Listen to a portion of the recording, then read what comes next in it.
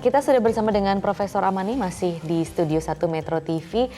Prof, kalau tadi kita melihat bersama-sama kurban ini sudah dilangsungkan di sejumlah masjid dan lokasi-lokasi yang ada di Indonesia. Meskipun pandemi belum usai, kondisi ini memang juga semakin membaik, itu patut kita syukuri. Dan masyarakat Indonesia kembali juga bisa menunaikan ibadah haji dan juga berkurban begitu. Nah, bagaimana Profesor melihat, kalau tadi kita sudah membahas mengenai makna berhaji tahun ini dan makna Idul Adha, bagaimana dengan makna berkurban di tengah pandemi juga, Prof? Oh ya, Alhamdulillah seluruh umat Islam di dunia ini di musim haji ini ya sudah berniat untuk berkurban. Pertama untuk menolong sesama, banyak yang terdampak oleh pandemi kemarin sehingga kurang memperoleh daging ya, bisa beli daging ataupun bersedekah daging, maka sekarang kita waktunya ini. Ya. Nah, untuk itu kita harus segera meluruskan niat dulu bahwa kita berkurban lillahi ta'ala. Ikhlas karena Allah Ta'ala sehingga kita bisa melakukan kurban yang bermanfaat bagi diri kita dan bagi masyarakat. Bagi diri kita, kita akan mensucikan diri kita melalui bersyukur kepada Allah, membelikan hewan kurban, menyembelihkan. Jadi hewan-hewan ini yang tadi ini ada di gambarnya ya, itu sebenarnya mereka juga rela berkorban. Jadi yang berkorban bukan hanya manusia, tetapi hewan yang disembelih pun juga bahagia dan rela disembelih di hari-hari masa Idul Adha dan hari-hari tasyrik. Karena lillahi ta'ala, makhluk Allah semuanya pada saat ini adalah saling mempedulikan, saling mengasihi dan juga tolong menolong. Nah, disinilah hikmah kurban sangat besar sekali karena baik yang melakukan haji ya di tanah suci juga melakukan kurban, namanya hadi. Al-hadi ya, disembelih di tanah suci.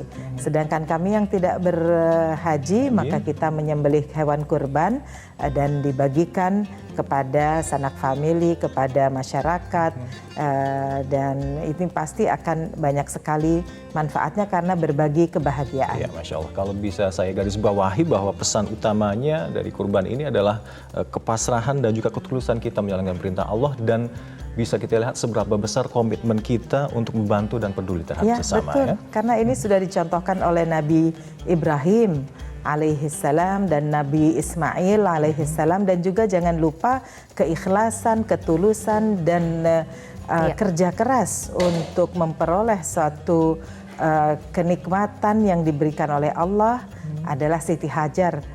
Siti Hajar, ibunda dari Nabi Ismail, istri dari Nabi Ibrahim, itu mencontohkan bagaimana dia ikhlas dan bagaimana anak sayangannya yang sudah lama ditunggu ya. Iya betul. Itu memang hikmah yang tidak bisa lepas ya dari kurban anak Nabi Ibrahim yang lama ditunggu, betul. Dan kita juga ini tengah melihat begitu ya situasi di Masjid Istiqlal Jakarta. Jelang setelah sholat Idul Adha 1443 Hijriah, kita melihat bagaimana Presiden Joko Widodo ini juga sudah menyerahkan kurbannya bersama dengan Imam Besar Masjid Istiqlal Jakarta. Kita akan sama-sama mendengar ini sambutan dari Presiden Republik Indonesia, Presiden Joko Widodo. Assalamualaikum warahmatullahi wabarakatuh.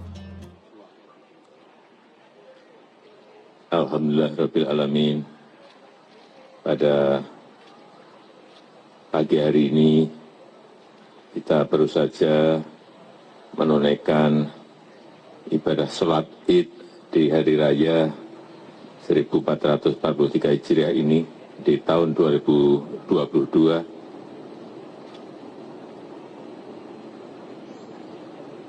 Hari Raya Idul Adha kita maknai sebagai sebuah ketauhidan, sebuah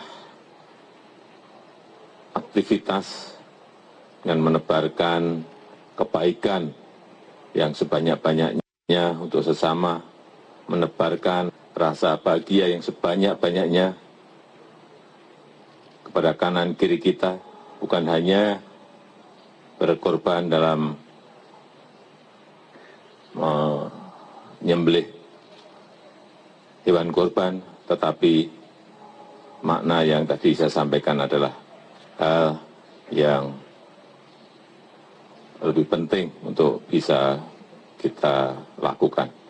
Saya juga ingin mengingatkan kepada kita semuanya bahwa COVID masih ada. Oleh sebab itu, baik di dalam ruangan maupun di luar ruangan, memakai masker adalah masih sebuah keharusan. Dan juga utamanya untuk kota-kota yang interaksi masyarakatnya tinggi, saya masih mengingatkan lagi untuk pemerintah daerah, pemerintah kabupaten dan provinsi, serta TNI dan Polri untuk terus melakukan vaksinasi booster, karena ini memang diperlukan. Saya rasa itu yang ingin saya sampaikan pada kesempatan yang baik ini.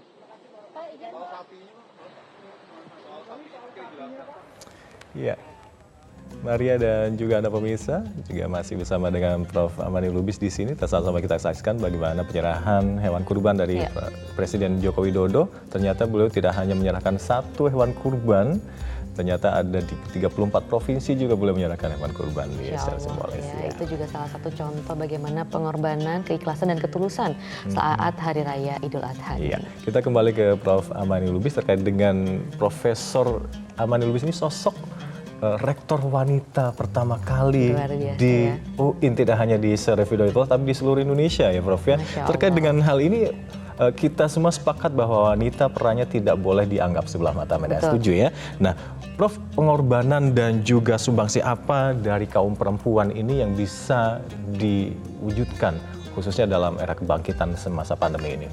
Tafadhol. Alhamdulillah, tentu peran perempuan tidak lepas dari peran laki-laki juga ya untuk menyelesaikan masalah pandemi, dan peran perempuan sangat besar karena dia bertanggung jawab di rumah dan juga di luar rumah.